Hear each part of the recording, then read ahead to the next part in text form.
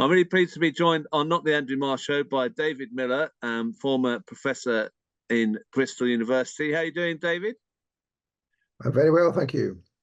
Now you've made the news. It's good that you can find any time to talk to me, because I'm sure you're getting loads of interviews, because you've actually won a case. I'll just show you the BBC story. Bristol University academic unfairly dismissed for anti-Zionist views. I mean, that case has been going on for a long time and must have been quite nerve-wracking for you. How do you feel now that you've actually won the case? Well, people keep asking me, are you relieved? And that doesn't really describe my feelings. I'm kind of elated and I'm pleased, yes, but also, this is just a milestone in a process, and there will be many more milestones to come. But I feel, I suppose, that as a result of this, some people who previously thought that I was a bit mad, or that I, crossed a line, or that I didn't really know what I was saying, or that I talked fast and loose, all those kinds of things, that they can see now that actually all the things I said were perfectly reasonable. And the court has declared that the main things that I said about Zionists to be perfectly reasonable, and to be, and to use the technical language, worthy of respect in a democratic society. So this is a thing which drives the coach and horses all the way through the key Zionist talking point, which is that anti-Semitism and anti-Zionism are indistinguishable and are the same thing. No, they're not. The court tells us. Yeah, I mean, how has it been to feel that lots of people have turned their back on you in that way? I mean, you've had a lot of time of people letting you down in a way. So to get through that, it must have been difficult. I mean, you're not really saying much about that, but you must have been very disappointed with some people's response to your case and what you were saying and how they've responded. I mean, sure, but I mean, there's a saying, isn't there? What you remember is not the words of your enemies, but the silence of your friends. And of course, that's been the case. And of course, some of them are now speaking up. But partly also, this is a process of encouraging people to feel confident to make key anti-Zionist claims, and not to feel that maybe they're going to slip into anti-Semitism. So partly it's about raising the consciousness of our comrades, and indeed of the British Muslim community more generally, so that they feel confident to speak out about Zionism. So that's part of the story. But also it's partly a question of the way in which Zionism operates, such that it influences parts of the left without the left really understanding that they're being influenced. And I think that's a thing for the future, is to talk about that, the way in which the anti-racist movement, for example, has been influenced for decades now, so that it hasn't been able to take a proper position on Palestine, or even on the question of Islamophobia, has slipped into Islamophobia itself on occasion. So I think there's a whole series of questions which arise as a result of this victory, which puts a whole area of debate open for more open discussion, rather than people saying, well, if you say these kinds of anti-Zionist things, or you're not properly examining the role of US imperialism, or you're spending too much time looking at the Israel lobby, all these kind of things should be up for debate on the left, and not for casual smears against people who might discuss the Israel lobby. You've put in your tweets, I've looked at some of your tweets recently just to see what you're saying about the verdict, and this is quite a good one to as context. I mean, it says recent judgments against Zionism Israel show that there's a real shift in how courts across the world are approaching the issue. Here is a compilation of the rest of the thread in one post for ease of access. It goes through a Dutch case where a ruling that the slogan "From the river to the sea, Palestine will be free" falls under freedom of expression. A German court case ruled that "From the river to the sea, Palestine will be free" is lawful within the bounds of free speech. The ICJ ruling, obviously, last month found that it was probable that Israel is committing a genocide in Gaza.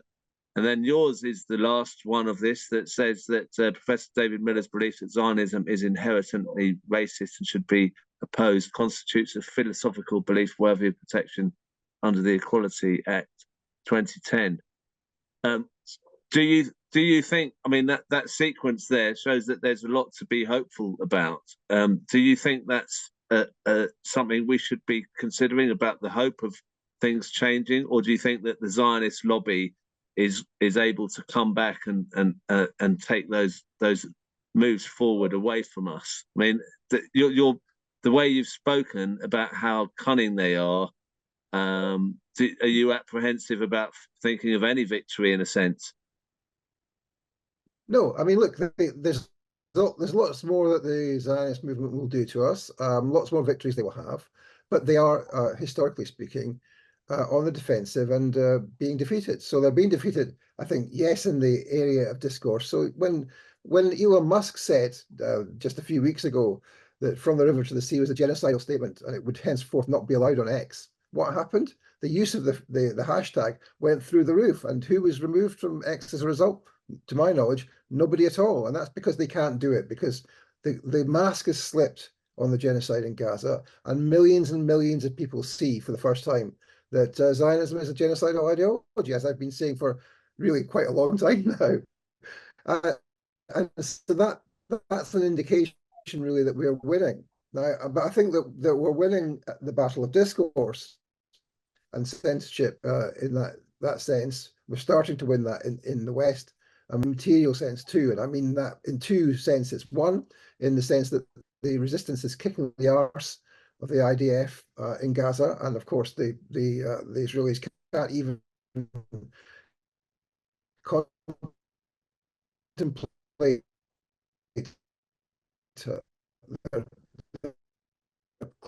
claiming the contemplation. They can't contemplate the invasion of Lebanon, which they want to do, because Hezbollah will boycott us. That's the second thing I would say. They're losing that. But the third most important of the whole world, the US, its hegemony is declining by the day. And we see that in a massive defeat they've had in Ukraine, but we also see that in the inability of the US to properly take on the resistance in Iraq, or indeed of Ansar Allah in Yemen, such that they have they've told Ansar Allah in advance which bases they're going to bomb, so that they can be evacuated, because they know that if they seriously escalated against Ansar Allah, what would happen is that large numbers of US boats in the Red Sea and the Med would be sunk. And these are revealed, these much vaunted agents of US naval power revealed as being floating metal targets in the sea. And that's an indication of the decline of US hegemony, which accelerates by the day, and which I think ushers in a new, as people have been saying for many months now, a new multipolar era. And that's a good thing for all of us, I think. Yeah. I mean, things are changing. So, I mean, and also you're sort of saying there that the US is pivotal to Zionism. Oh, of course. I mean, if the US withdrew its support for Zionism would collapse tomorrow. As everybody says, the US may do that because of its own weakness, collapse. The US have said some pretty stern things to Zionists, but they haven't yet turned off the tap of weapons and money which they supply to them. But yeah, of course they depend, and we can see that in Gaza. They can't even defeat the Palestinian resistance factions, the 8 or 9 factions engaged in armed struggle in Gaza. Never mind the question of Ansar Allah, of Hezbollah, the 23 factions of the Islamic resistance in Iraq. I mean, if those fronts were all opened up, then the Zionist colony would be destroyed, even with US support. But it's the US support which keeps them afloat. Yeah, that's interesting. Now the court case. One tweet that I found very interesting to read, and also, very educational, was this one that you put. All hail Zach Samor of the solicitors for his role in the tribunal. He's responsible for the absolute highlight of the case when he walked the most senior witness from Bristol University, Professor Judith Squires, through the logic of her position that I espoused views akin to Nazism. He asked about a hypothetical case where Anglo-Saxons in Britain forced 75% of non-Anglo-Saxons to leave and go and live in Cornwall or Wales, then denied the remaining 25% rights in jobs, education, and voting. Would that be racist? Professor Squires, yes. Zach, and if non-Anglo-Saxon could return, but any Anglo-Saxon anywhere in the world could come and live in Britain, would that be racist? Professor Squires, yes. Zach, and would it be wrong for a professor to say that Anglo-Saxonism is racism and that it should be opposed? Professor Squires, no. And after that, there was tumbleweed as it slowly dawned on Professor Squires that she had contradicted herself. Comedy gold. So your lawyers seem to be very good at going through this and showing up the arguments here. I mean, how helpful were they to you? I mean, was the fact that you had such good lawyers pivotal to your success in the case, do you think? Well, it was very important. Clearly, the lawyers were very important. But I mean, you know, the case speaks for itself in many respects. But let me just say that in that particular case of the cross examination of Professor Squires, I mean, the contradiction was that she was saying on the one hand that my views were akin to Nazism, and on the other hand that the things that I had said were perfectly respectable anti-racist views, and one shouldn't be sacked for saying them. And so she didn't really know what to do, because the problem was that they had changed their case at the last minute at the opening of the tribunal to being that my views were not worthy of respect in a democratic society, which is the technical language from the Equality Act. And Zach, my counsel, got up and said, "So that's what you think?" And she said, "Yes." And he said, "But so you realize then that that means that you think that his views are akin to Nazism, because that's the legal test for views which are worthy of respect or not worthy of respect." And she looked startled. She and she's like, "He's not a Nazi. Why?" And then Zach said to her, "Look, that's the legal test. You must have been briefed by your counsel that's what you believed." And so she was flustered and all over the place, and she didn't want to say that my views were akin to Nazism because it's manifestly ridiculous. So she was taken through this thing, and she eventually, you know, she had to go out of the room. She had to see things on paper and not on screen. And eventually she came back inside the court, and it was put to her again, "Are Professor Miller's views akin to Nazism?" And she just sort of looked down and said very quietly, "Yes," because they had messed their case up by making this case that my views were not worthy of respect in a democratic society. And it was perfectly plain they were making that case because they thought it was a good legal argument to take on my case, which was that my views should be protected. But of course, the problem was that they had therefore to show that my views were akin to Nazism, and they were never going to be able to do that. It was a very, very foolish legal strategy, and I think that's part of what sunk them. Yeah, and you've since had support from people that you didn't expect, as you said before. So I mean, you must be feeling quite good about this, but there is another aspect that I want to raise on this interview, which is the money. You had to pay a lot of money for lawyers and court fees, etc. What's the situation there? How much money do you need to raise? So over the whole course of the thing, starting back in 2019, I've had to spend over £100,000 in legal fees, and we have around £30,000 still outstanding. And we've had tremendous response from our crowdfunder, thousands and thousands of small donations. I mean, really, so far, no very large donations, but thousands of small donations, including some people donating several times. And I'm very, very thankful and grateful for people for doing that. But we do still have a significant sum of money to raise.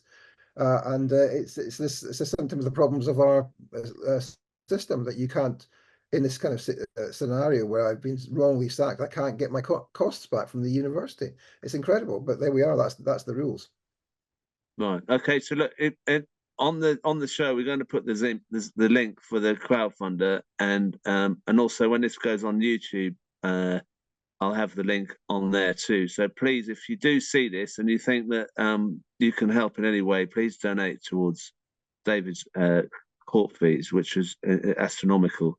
It's a good story, and it gives people a sense of hope that we can change things round, and that the kind of intimidation that we hear about not saying this, you can't say this, and the sort of being called anti-Semitic when we're not, and being called a Nazi or whatever. I mean, that's ridiculous.